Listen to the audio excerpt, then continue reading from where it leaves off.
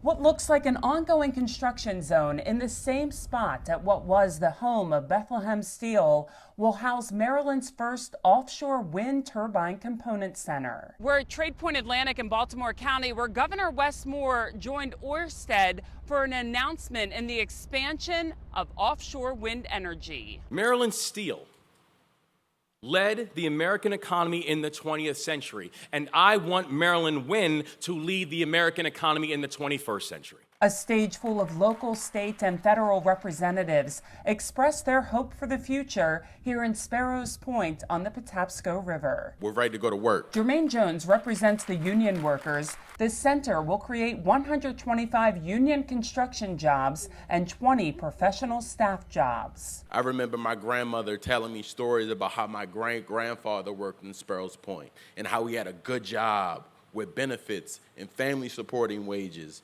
where he was able to take care of our family and he was able to buy a home one day and move into the middle class. And I remember growing up, I had no idea where those opportunities existed anymore.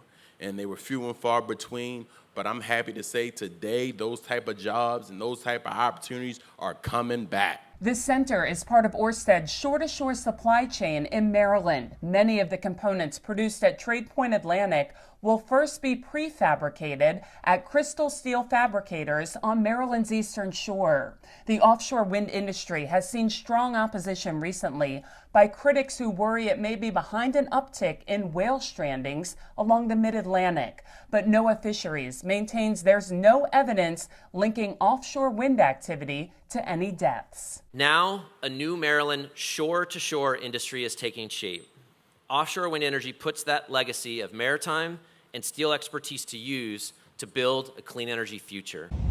This is going to generate $735 million worth of activity over the coming years, and it's going to generate enough power to supply 300,000 homes in Maryland and the mid-Atlantic coast. That is a very, very big deal. The combination of deep water access, robust quayside infrastructure, rail connectivity, and abundant real estate make Tradepoint a perfect fit for offshore wind. Governor Moore also signed into law the Power Act, which quadruples the state's offshore wind energy goal to 8.5 gigawatt by 2031. These jobs not only directly benefit our national supply chain, but they reinforce the 21st century skills that allow our workforce to be among the best in the nation. Ground was broken on the 40-acre center, and this follows the announcement in recent weeks by Sparrows Point Steel to manufacture steel components like monopiles and towers